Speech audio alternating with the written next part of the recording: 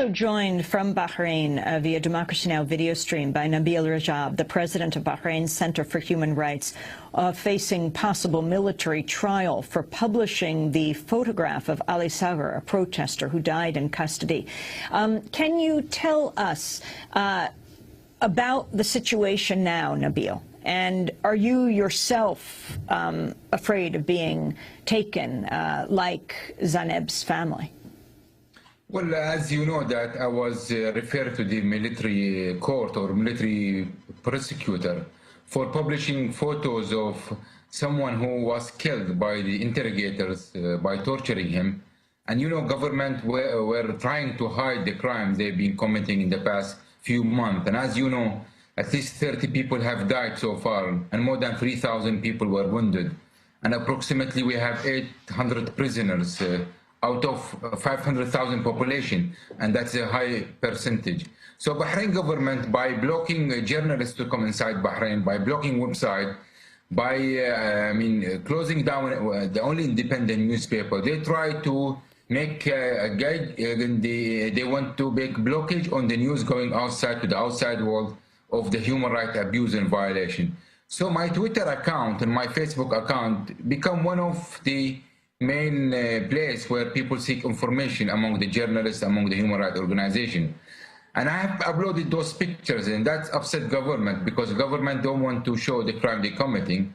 And they said they're going to take me to the military prosecutor. And I think that is intimidation and harassment and a pressure for me to stop my human rights work, but that won't let me stop. And I'm going to continue doing my work as far as I am free. As you know, the situation in Bahrain is very critical now. As I told you, many people were arrested, among them doctors, teachers, unionists, human rights defenders, politicians, nurses, all kind of professional bloggers. Yesterday we have buried one blogger who was tortured till death also. You have at least 3 people were killed, were tortured till death in the past 10 days.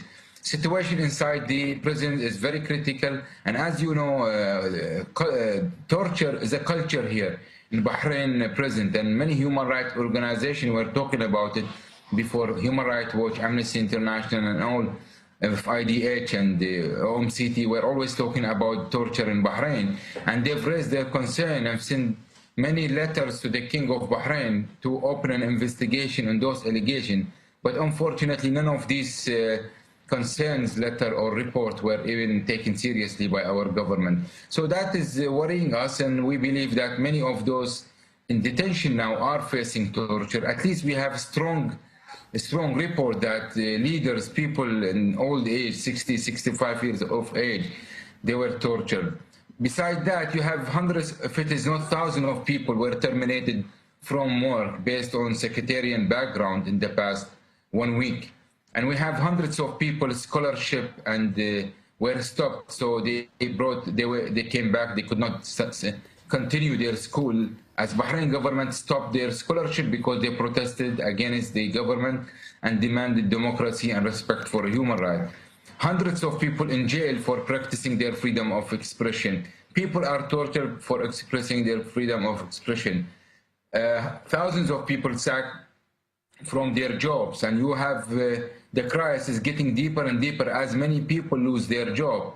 And all that as a revenge, because one day, a month ago, almost half of the Bahraini population came out in the street demanding for democracy and respect for human rights. And that was disturbing the government.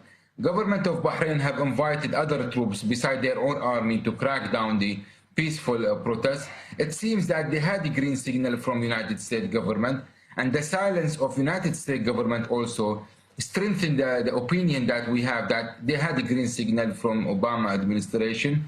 And you have 4 or 5 armies now are facing peaceful protests that were demanding for democracy and respect for human rights.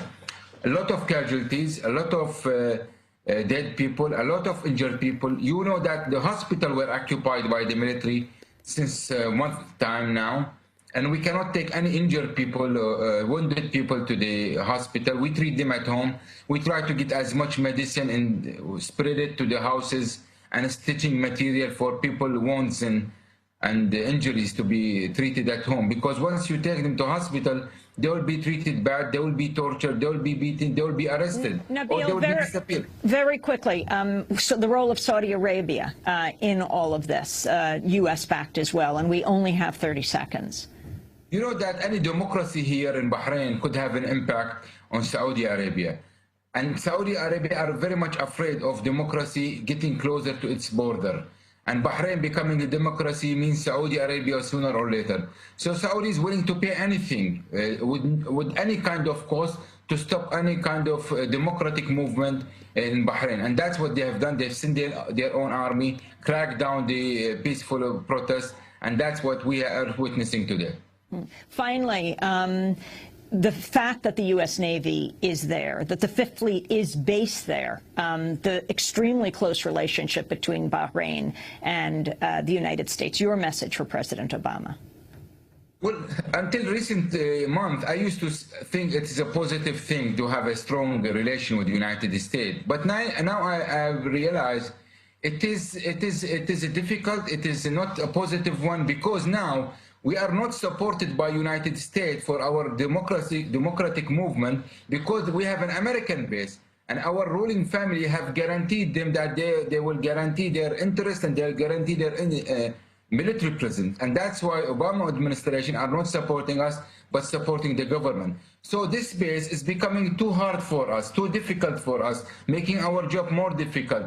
The interest of United States, as they believe, it lies with those dictators and repressive regime in the region, but not with any democratic. But this is not good for Obama administration, not good for United States government. They are losing the heart and mind of people here. And I don't think it is a positive thing that they lose the heart and mind of people here. Nabeel, we have 10 seconds. Why do you continue to speak out when so many of your fellow activists have been arrested and disappeared?